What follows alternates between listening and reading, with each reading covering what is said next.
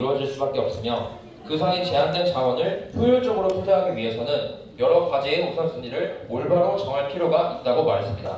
그에 따르면 이러한 우선순위의 설정은 순위가 뒤로 밀리는 분야로부터의 저항에 따른 필연적 정치적 긴장을 결과하는데, 나라 만들기가 성공하기 위해서는 이를 조정하고 해소할 수 있는 강력하고 유능하며 올바른 방향의 정치적 리더십이 필수적입니다.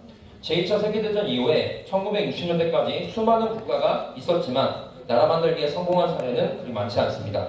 적지 않은 나라가 도중에 실패하여 적대 세력에 의해 국가체제가 전복되었거나 부패 및 빈곤의 늪에서 헤어나지 못하고 있는데, 이는 상당 부분 앞서 말한 리더십이 부재한 탓입니다. 대한민국의 나라 만들기도 이러한 위협 앞에 예외가 아니었으나 대한민국에는 다른 후진국과 달리 나라 만들기에 적합한 인적 자본과 정치적 리더십의 조건이 충족되었고, 그 결과로 단계적이고 점진적이긴 하지만 제2차 세계대전 후 독립한 국가 가운데 거의 유일하게 경제성장과 민주주의를 성취하는 모범 사례를 이뤄냈습니다. 물론 아픔이 없었던 것은 아닙니다. 대한민국도 그런 아픔을 겪었습니다. 하지만 앞서 언급했듯이 대한민국의 역사는 나라 만들기의 과제를 단계적이고 합리적으로 성취해가는 관점에서 이해될 필요가 있습니다. 건국 이후 대한민국에서 벌어진 온갖 사건은 한 국민이 그들의 새로운 나라를 만들고 있다는 국면에서 보아야 그 역사적 의미가 온전하게 이해될 수 있을 것입니다. 그렇다면 지금 대한민국의 역사는 어느 국면을 지나고 있는 것일까요? 나라 만들기라는 역사적 과업에서 우리 세대가 담당해야 하는 역할은 무엇일까요? 대한민국은 이미 이제 명실상부 세계 최고의 선진국 중 하나이며, 대한민국 국민은 국가에 종속된 상태를 벗어나 자유와 책임을 바탕으로 자신의 삶을 영위할 역량을 갖추었습니다. 즉, 대한민국 국민은 이제 더 이상 일방적인 통치를 받으며 반응하는 백성이 아닌 나라를 통치하고 이끌어가는 자유시민인 것입니다.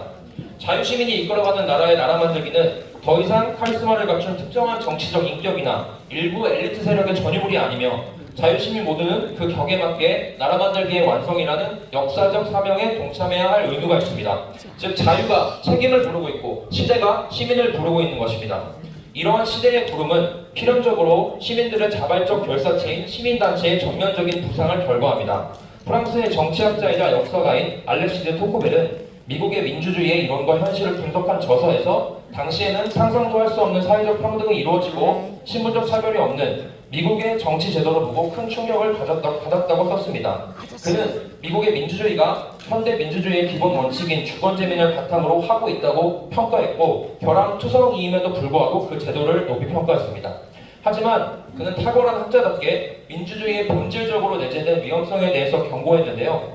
민주주의는 자연적으로 자유보다는 평등을 중시하므로 개인을 약하게, 국가를 극단적으로 강하게 만들 것이다. 결국 그들은 약한 국민과 강력한 국가가 될 것이다. 그렇다고 이 평등의 원리가 인간으로 하여금 과거와 같은 예속 상태로 나아갈지, 평등이 공급하는 새로운 이익을 얻는 쪽으로 나아갈지는 전적으로 현재 우리 자신의 노력 여하에 달려있다고 말하며 시민의 절대적 중요성을 강조했습니다. 즉, 한 사회가 자유로 나아갈 것이냐, 종속의 상태로 회귀할 것이냐는 결국 시민들에게 달려있다는 것입니다. 지식은 모든 자유인들에게 필수적인 관심사여야 하며, 자유의 손실은 항상 사소한 것에서 시작된다는 미국 헌법의 아버지라 불리는 제임스 메디슨의 오래된 격언에서 알 수 있듯이, 미국은 자유시민의 절대적 역할에 대한 인식을 바탕으로 작은 정부를 지향하면서 시민들의 자발적 결사체인 기업과 시민단체를 전면으로 부상시켜 미국의 나라 만들기를 완성하였습니다. 그렇다면 대한민국의 현실은 어떨까요? 대한민국만큼 좌우의 거리가 먼 나라는 없을 것입니다. 2008년 한미 자유무역협정을 둘러싼 갈등이 이듬해 국회에서 여야 간의 폭력 충돌로 이어진 직후 본격적인 정치 의제로 떠올랐습니다. 이때 이후 정치 양극화는 정당 정치나 의회 정치가 관용의 범위 밖으로 뛰쳐나가 정치가 해야 할 타협과 조정 대신 극단적 대립으로 치닫는 것을 가리키는 용어가 되었습니다. 또한 2019년에는 공직선거법 개정과 공수처법 제정을 둘러싼 여야 간 폭력 충돌이 발생하여 전체 국회의원 가운데 3분의 1이 넘는 109명이 고발되고, 국회는 80일 이상 열리지 못했으며 야당은 국회를 떠나 광장에서 반대 집회를 이어갔습니다. 그 이후 지금까지 정치 양극화 없는 국회의 모습은 찾아볼 수 없게 되었고, 이에 따른 당연한 논리적 귀결로 대한민국 정부 역시 정권이 교체될 때마다 휘청거렸고, 이는 심각한 대내외적 불안정성으로 결과되었고 막대한 국가적 손실을 초래했습니다. 그런데 시민단체의 전면적인 부상을 얘기하면서 왜 정치를 논해야 하는 것인지 의문이실 것입니다.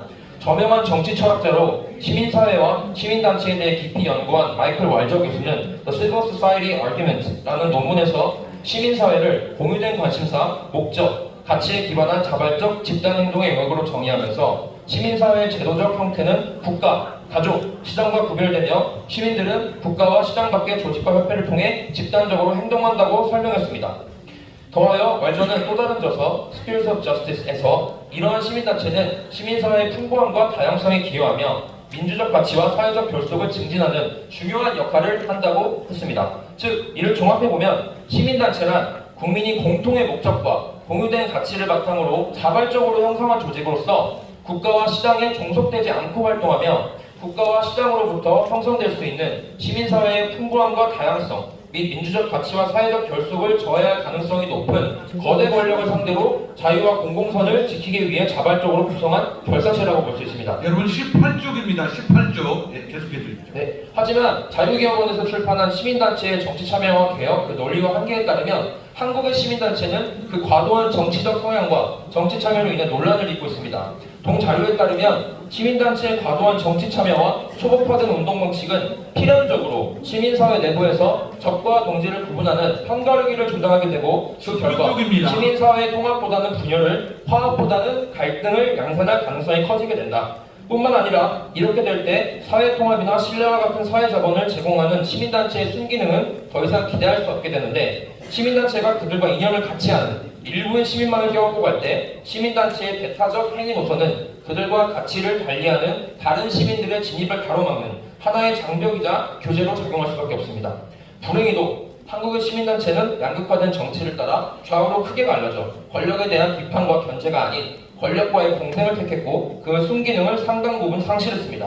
그렇기 때문에 이들 시민단체에 대한 분석과 비판도 부득이하게 정치적 좌우를 나누어 수행해야 하는 안타까운 상황이 초래된 것입니다. 본 발제의 목적과 지면의 한계상 진보 성향의 단체에 맞춰 건설적인 비판을 이어가고자 합니다. 첫 번째로 참여연대는 자체 홈페이지에 게시된 글에서 우리는 좋은 세상을 바라는 평범한 시민의 힘이 모일 때 세상은 바뀐다고 믿습니다. 특정 정치 세력이나 기업에 종속되지 않고 오직 시민의 힘으로 독립적인 활동을 하는 시민단체입니다라고 단체 소개를 하고 있습니다. 또한 참여와 인권이 보장되는 민주사회를 함께 열어가자는 문구와 함께 참여연대는 행동하는 시민을 위한 변화의 도구가 되겠다고 그 포부를 밝히고 있으며 시민이 진짜 주인이 되는 나라를 위해 모든 권력을 엄정하게 감시하고 시민의 권리를 옹호함을 강조하고 있습니다. 하지만 어느 순간부터 참여연대는 정치권과 공생관계를 형성하기 시작했습니다. 자유개혁원에서 2022년에 발간한 참여연대 보고서에 따르면 보고서 발간 시점까지 공직을 지낸 참여연대 출신 인물의 수는 중복을 제외하고 계산하여 150명이었으며 이는 참여연대 전체 531명의 임원 가운데 무려 28%에 해당합니다. 뿐만 아니라 참여연대 임원들의 공직 진출 가운데 57.5%가 참여연대 임원 활동 이후에 이루어졌고 특히 대통령 관련 기구 공직 진출에서 이런 현상은 더욱 두드러집니다. 더욱 문제가 되는 것은 전체 313개의 공직 가운데 참여연대에서의 임원 활동과 공직 활동을 동시에 수행한 경우가 75개 이상이라는 사실입니다. 대통령 직속의 공직에 참여연대 인사들이 대거 영입된 현상은 각종 위원회의 설치와 관련이 있습니다. 대통령 소속 공직과 관련된 내용을 자세히 분석해보면 121개의 총 직책 가운데 90여 개에 가까운 직책이 각종 위원회의 위원장 혹은 위원회에 해당합니다. 김대중 대통령 시기부터 설치되기 시작한 각종 위원회는 노무현 정부 들어서 더욱 활성화되어 일명 위원회 공화국이라는 별명까지 얻은 바 있습니다. 참여연대는 재벌개혁의 기치를 드높이며 작성한 삼성에 대한 보고서에서 삼성의 인력으로 국무회의도 운영할 수 있다는 세간의 이야기를 확인했다고 밝힌 바 있는데 역설적이게도 전술한 내용을 보면 오히려 참여연대의 인적 네트워크가 국무회의를 넘어서 청와대와 국가의 정책을 좌지우지하는 정부의 핵심을 차지하고 있음을 알 수 있습니다. 이외에도 참여연대는 선단식 조직 운영과 과도제적 지배구조를 보인다는 비판에서부터 자유롭지 못합니다. 방대하게 운영되고 있는 선단식 조직구조는 조직 운영에 있어 관료화를 불가피하게 만듭니다. 조직이 관료화되었을 때 본래적 의미의 시민운동이 갖는 자발성에 입각한 참여에 관한 의문이 제기될 수 있습니다.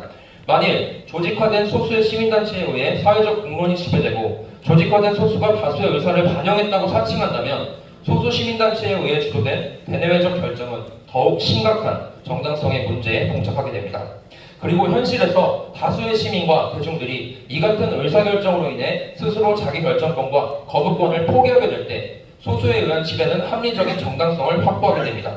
그러나 이러한 의사결정 구조 속에서 획득된 정당성과 이에 기초한 시민단체의 활동은 한편으로는 일방적 독성과 무책임으로 또 다른 한편으로는 무우리성의 환상과 지적 오만에 빠질 위험성이 크다는 점을 상기해야 할 것입니다.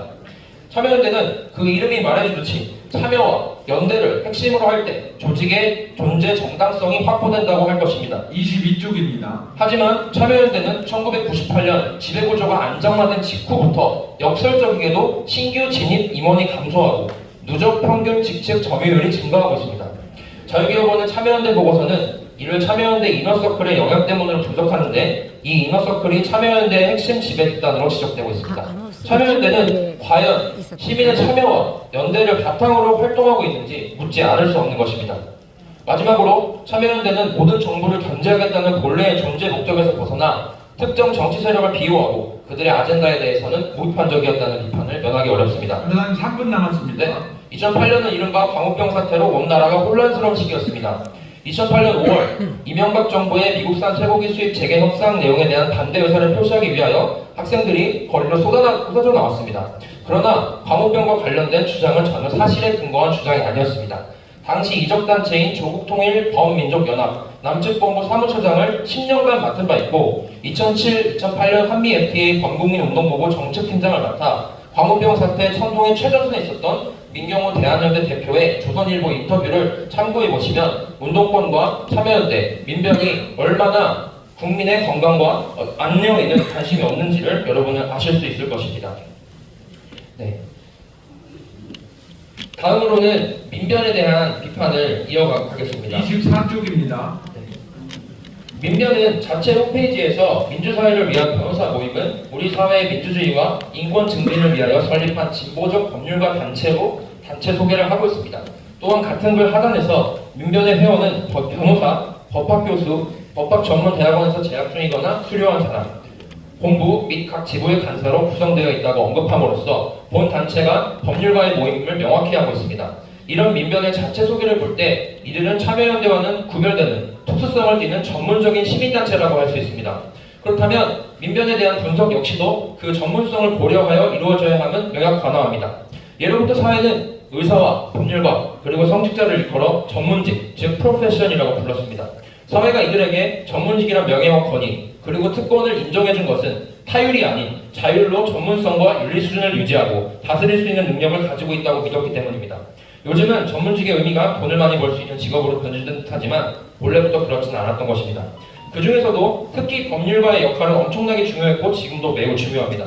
프리드리히 하이에크는 그의 명저, 법, 입법, 그리고 자유의 법은 자생적으로 생겨난 행동의 준칙을 법으로 제정한 것이며 개인의 자유라는 이상이 활짝 필 수 있도록 돕는 것이라고 말하며 법의 지배는 자유와 어긋나지 않는다고 썼습니다. 곧 법이란 한 국가에 속해 있는 개인들이 자유를 완전히 향유할 수 있도록 하기 위해서 존재한다는 것입니다. 이렇듯 법은 자유의 수호라는 매우 중요한 역할을 담당합니다. 그렇기에 그러한 법을 만들고 집행하는 역할을 맡은 법률가에게 전문직이라는 호칭과 특권이 수여된 것입니다. 따라서 당연한 논리적 귀결로 시민단체이면서도 법률가들이 모여있는 전문가 시민단체인 민변은 이러한 영광의 무게를 제대로 인식하여 그 책임을 다하여야 마땅하다고 할 것입니다. 하지만 민변이 과연 그렇게 하고 있는지는 의문입니다. 시간이 없는 관계로 이하 내용 민변에 대한 비판은 조영권 선생님의 저서 민변의 궤변 3부 민변과 공권력과 1부 민변의 역사와 민변 사람들을 중심으로 제가 작성한 자료를 봐주시면 감사하겠습니다. 네, 마지막으로 민변의 핵심 회원들을 살펴보겠습니다. 민변의 대표적인 인물로는 노무현 전 대통령을 비롯하여 문재인 전 대통령, 박원순 전 서울시장, 박범계 전 법무부 장관, 강금실 전 법무부 장관, 고영구 전 국가정보원장, 김창국 전 국가인권위원회 위원장 등을 꼽을 수 있습니다. 동아일보는 이들을 기존 세력의 반기를 들고 새롭게 등장한 소수파들이라고 분석했으며 이들은 노무현 정권이 들어선 이후 아주 빠른 속도로 권력의 핵심을 차지했습니다. 이들은 정권이 바뀐 지 한참 지난 지금까지도 각계각층에서 지대한 영향력을 발휘하고 있습니다. 이들의 활동을 종합해보면 민변은 단순히 인권을 보호하는 변호사 단체에 머물러 있지 않습니다. 민변은 확연한 정치 집단이며 정권 획득과 유지를 목적으로 하는 단체임이 분명합니다. 민변에게 묻고 싶습니다. 민변은 정말 전문 법률가 단체가 맞습니까? 그렇다면 민변은 전문직답게 행동해야 할 것이고 전문가답게 스스로를 정화해야 할 것입니다. 민변은 시민단체가 맞습니까? 그렇다면 민변은 시민단체답게 행동해야 할 것이고 시민단체 본연의 역할을 감당해야 할 것입니다. 필자는 지금까지 진보 시민단체의 양대 산맥이라고 할 수 있는 참여연대와 민변에 대하여 건설적인 비판을 시도하였습니다. 이들 단체들의 일탈과 실정은 대한민국의 나라 만들기에 큰 걸림돌로 작용하고 있음이 분명합니다. 하지만 어떤 의미에서는 이들의 일탈과 실정에 과도한 의미를 부여할 필요가 없습니다. 왜냐하면 대한민국의 나라 만들기는 수없이 많은 선택에 열려있는 자유를 근본으로 하는 자유민주주의의 길로 걸어왔고 앞으로도 그 길을 통해, 아니 그 길을 통해서만 완성될 것이기 때문입니다. 그들은 이러한 틀 안에서 그들의 선택을 한 것에 불과하고 더 본질적인 차원에서 보자면 이와 같은 해악은 자유민주주의 체제에 내재된 당연한 긴장일 것입니다. 건국 대통령께서는 건국 기념사에서 다음과 같이 자유민주주의에 대하여 국민에게 설명하셨습니다. 민주정치의 요소는 개인의 근본적인 자유를 보호하는 것입니다. 국민이나 정부는 항상 주의해서 개인의 언론과 집회와 종교와 사상 등 자유를 극력 보호해야 될 것입니다. 건국 기념사의 이 구절은 자유민주주의의 핵심을 한 문장으로 표현하는 명문 중의 명문입니다. 자유가 있으려면 반드시 선택이 있어야 합니다. 그리고 그러한 선택은 때로는 번영의 뿌리가 되기도 하고 멸망의 불씨가 되기도 합니다.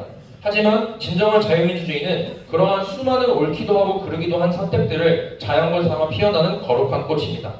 건국 대통령께서는 건국 기념사를 이어나가면서 다음과 같이 말씀하셨습니다. 어떤 나라이든지 자유를 사랑하는 지식계급의 진보적 사상을 가진 청년들이 정부에서 계단을 밟아 진행하는 일을 비평하는 패단이 종종 있는 터입니다.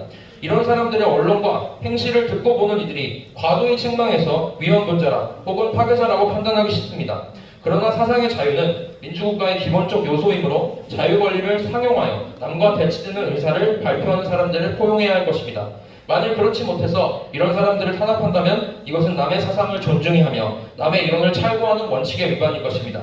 그러므로 시비와 선악이 항상 싸우는 이 세상에 우리는 의로운 자가 불의를 항상 이기는 법을 확실히 믿어서 흔들리지 말아야 될 것입니다. 건국 대통령의 말씀처럼 이 세상은 시비와 선악이 항상 싸우는 세상입니다. 우리는 대한민국에서 우리와 생각이 다른 사람들을 완전히 몰아낼 수도 우리가 악으로 여기는 것들을 완전히 몰아낼 수도 없습니다. 대한민국의 모든 문제는 누구의 탓이기에 앞서 본질적으로 그러한 세상의 이치에 따른 필연적인 것이기 때문입니다.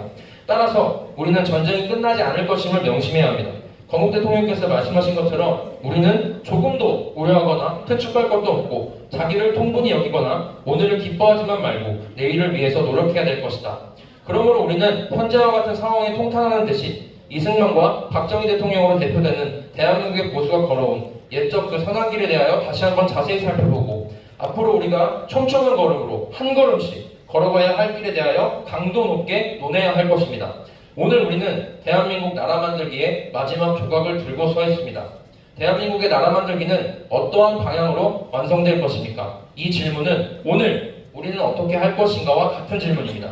우리의 위대한 선조들은 그들의 시대에 이 질문 앞에 당당히 섰고 그리고 그들의 대답을 했습니다. 이제 우리 차례입니다.